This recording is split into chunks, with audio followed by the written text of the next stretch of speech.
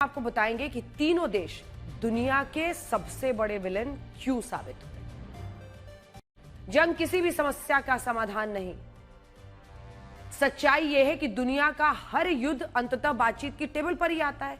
कहते हैं कि युद्ध शांति की तलाश में शुरू किए जाने वाला तूफान है, जिसके गुजरने के बाद शांति तो आती है, लेकिन सब कुछ बर्बाद हो चुका होता है। यह शांति एक सवाल छोड़ जाती है कि आखिर इसे हासिल करने के लिए जो जंग लड़ी गई, उसमें क्या खोया और क्या ही पा लिया।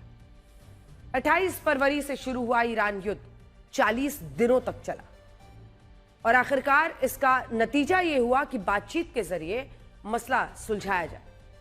जब बातचीत की टेबल पर आकर ही समस्या का समाधान मिलना था, तो आखिर अमेरिका, इजराइल, ईरान ने हजारों लोगों को मौत क्यों दी? भले ही आज इन देशों के समर्थक अपने अपने देश की जीत के दावे कर रहे हों, उनके साहस के कसीदे पढ़ रहे हों, सच्चाई क्या है? सच्चाई तो यही है कि दुनिया की नजर में ये तीनों देश विलेन हैं। तीनों देशों ने अपनी जंग की वजह से मिडिल ईस्ट के 51 करोड़ लोगों की जिंदगी को खतरे में डाला। इन देशों के अहंकार की लड़ाई में करीब 5,500 लोग मारे जा चुके हैं। 5,500 लोग। कोविड से जान जाए तो समझ में आता है, लेकिन युद्ध लड़ना है और फिर बातचीत की टेबल पर ही आना है। अकेले ईरान में जानते हैं 3,636 लोगों की जान गई है। आप सोचिए कि इन देशों ने अपने हथियारों से मासूम नागरिकों को भी नहीं छोड़ा, और तो और बच्चों, महिलाओं, बुजुर्गों को भी नहीं बख्शा। मारे गए लोग इजराइल में भी मारे गए, लोग लेबनान में भी मारे गए, लोग ईरान में भी मारे गए, लोग खाड़ी के अन्य देशों में भी। सच कहते हैं कि बंदूक की गोली हो या घातक मिसाइलें, ये सैनिक और मासूम नागरिकों में फर्क नहीं समझती।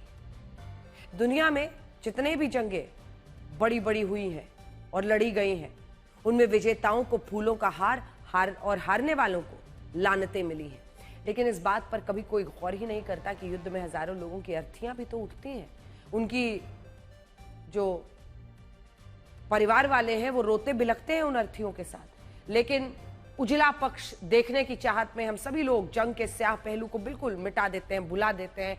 स्याह पहलू जंग लड़ने वाले देशों को ही विलन बनाता है। अमेरिका और इजराइल के समर्थक ईरान को विलन बताएंगे, ईरान के समर्थक ईरान को हीरो बताएंगे, अमेरिका को इजराइल दोनों को ही विलन बताएंगे, अमेरिका को इजराइल को विलन कहेंगे।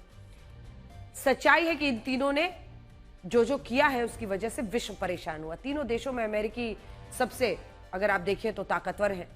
अमेरिका सबसे ताकतवर देश माना जाता है। वो चाहता तो ईरान के साथ न्यूक्लियर के मुद्दे पर बात करता, लेकिन उसकी जिद ने मिडिल ईस्ट को जंग की आग में ढकेल दिया। बातचीत ओमान में चल रही थी, हमला शुरू हो गया। अमेरिका इस युद्ध का सबसे बड़ा विलन था, क्योंकि इजराइल के साथ मिलकर उसने पहला हमला कर दिया। आज भले ही उसे ईरान के साथ बातचीत की टेबल पर आना पड़ा हो, लेकिन एक सच यह है कि अमेरिका और ईरान ऐतिहासिक तौर पर पुराने दुश्मन हैं। अमेरिका मिडिल ईस्ट रीजन में ईरान को अपने लिए एक बड़ा खतरा मानता है। इस रीजन में 19 देश आते हैं, जिसमें से ज्यादातर देश अमेरिका की छत्रछाया में है। इनमें Bahrain, Qatar, Kuwait, UAE, Saudi Arab, Jordan, Iraq, तुर्की, सीरिया, ओमान है। इन देशों में अमेरिकी सेना 24 घंटे मौजूद रहती है। बाकायदा अमेरिकन बेसेस हैं। एक ईरान ही है जहां अमेरिका की मौजूदगी नहीं है।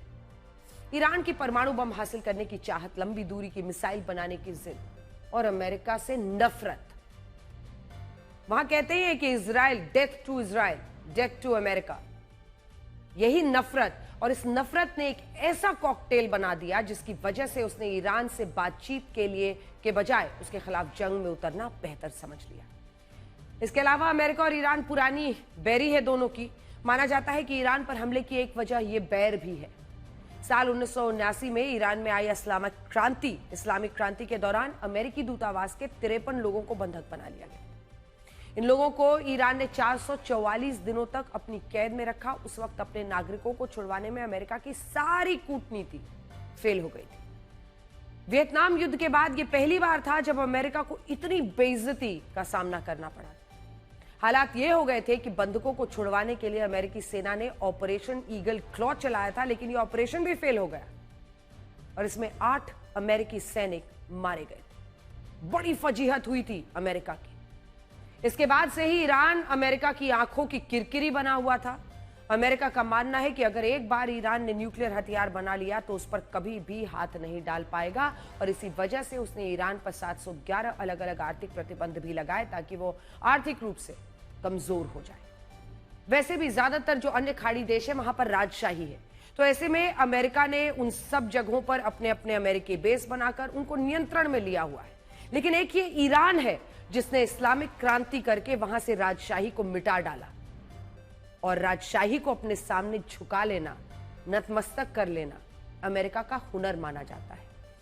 अब ऐसे में जब न्यूक्लियर हथियार बनाने की खुफिया सूचनाएं मिली तो अमेरिका ने इजराइल के कहने पर बिना कुछ सोचे समझे ईरान के खिलाफ युद्ध छेड़ दिया। जबकि सोचने वाली बात यह है कि पिछले साल ही उसने ईरान के 3 परमाणु ठिकानों पर अपने सबसे खतरनाक बंकर बस्टर बॉम्ब्स गिराए थे और खुद ही कहा था डोनाल्ड ट्रंप ने कि वी हैव ऑब्लिटरेटेड, यानी हमने मिटा दिया है उसके परमाणु शक्ति को। माना गया कि ईरान का यूरेनियम अब नष्ट हो चुका है।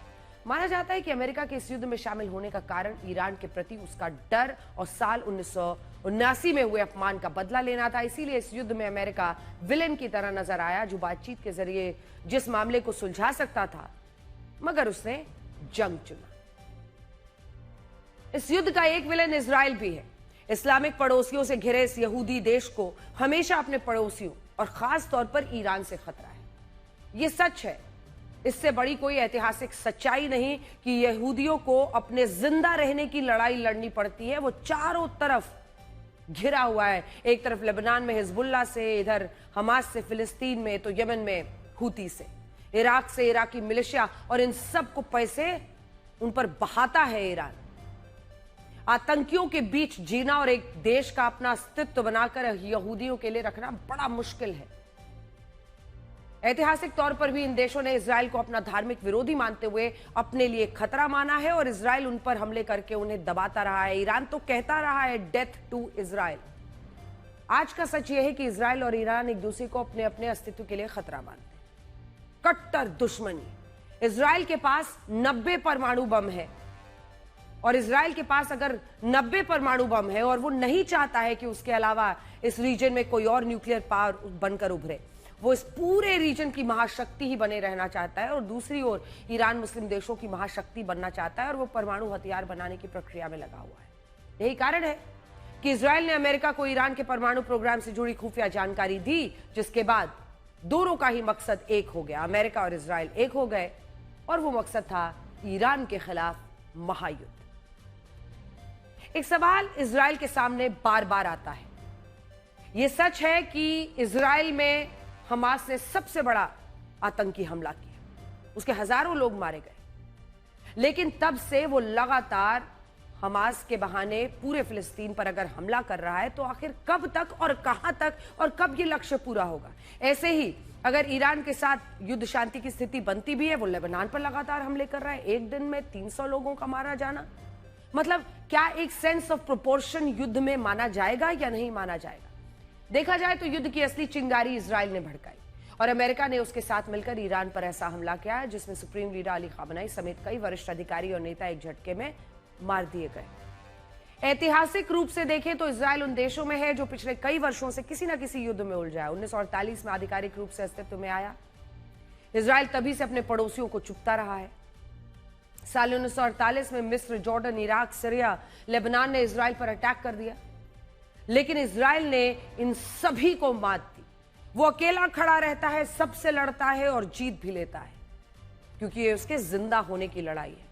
फिर 1956 में सुएज कैनाल की वजह से इजराइल, ब्रिटेन और फ्रांस ने मिस्र पर हमला कर दिया। ब्रिटेन और फ्रांस द्वारा संचालित सुएज कैनाल पर मिस्र ने कब्जा कर लिया था और इजराइल को लगा कि मिस्र उसके क्षेत्र पर भी कब्जा कर सकता है। साल 1967 में मिस्र, जॉर्डन और सीरिया से फिलिस्तीन लिबरेशन ऑर्गेनाइजेशन और हिजबुल्लाह ने इजराइल पर हमले किए, जिसके जवाब में इजराइल ने इन तीनों देशों में जंग लड़ी। और फिर आया साल 1973, मिस्र और सीरिया ने एक बार फिर इजराइल पर हमले किए, जिसके जवाब में इजराइल ने फिर इनसे जंग लड़ी। फिर 82 में आई है, चाहे वो सीरिया हो, लेबनान की ओर से हिजबुल्लाह, फिलिस्तीन लिबरेशन ऑर्गेनाइजेशन से इजराइल पर अटैक कर दिया गया और यह जंग भी इजराइल को लड़नी पड़ी और यह जंग लंबी चली। फिर इसके बाद साल 2006 में भी इजराइल ने लेबनान में हिजबुल्लाह के खिलाफ जंग लड़ी। आतंकियों से लड़ते रहना उसकी जैसे तकदीर बन गया। इसके अलावा 7 अक्टूबर 2023 को कौन भूल सकता है, हमास ने इजराइल में घुसकर नरसंहार किया था, सबसे बड़ा आतंकी हमला किया, जिसमें जवाब में इजरायली सेना ने हमास के खिलाफ जंग छेड़ दी। आज की स्थिति यह है कि गाजा से हमास बताया जा रहा है कि तबाह हो चुका है। दुखद यह है कि गाजा युद्ध में 67,000 लोग भी मारे गए।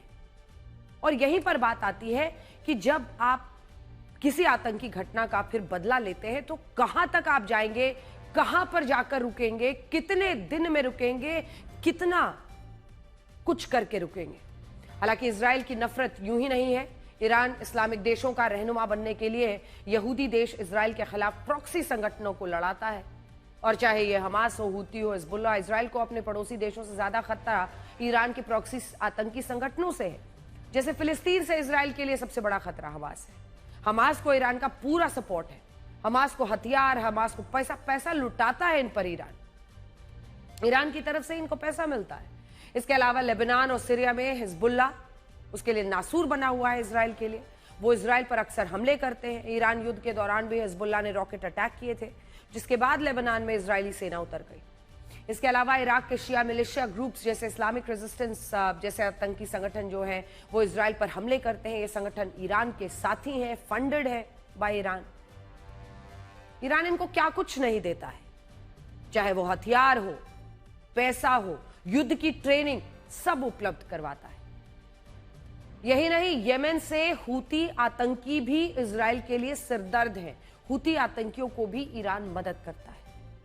अब दिक्कत यही है कि जब आप प्रत्यक्ष रूप से एक जंग लड़ते हैं तो आप उसमें विलेन डिसाइड करते हैं, लेकिन ये जो प्रॉक्सी युद्ध होते हैं ना, जैसा हम झेलते हैं पाकिस्तान की वजह से, इस पर कोई विलेन दिखाई नहीं देता है सीधा।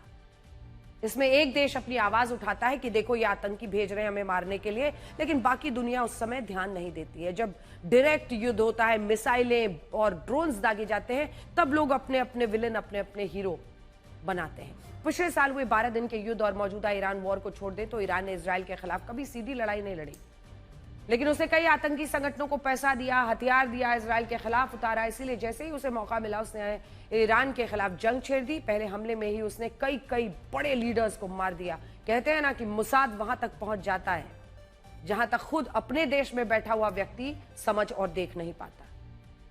यानी देखा जाए तो ईरान के खिलाफ जिस युद्ध को बातचीत से टाला जा सकता था, उसमें इजराइल ने बातचीत का मौका नहीं बनने दिया। हमले में ऐसे लोगों को टारगेट किया जिन पर पूरे ईरान का दारोमदार था, और यह तय था कि इसके बाद युद्ध भड़केगा, क्योंकि अयतुल्लाह अली खamenei को ईरान में मार देना, इस पर ईरान आंखें बंद नहीं कर पाएगा। बातचीत के रास्ते ही बंद हो गए ना।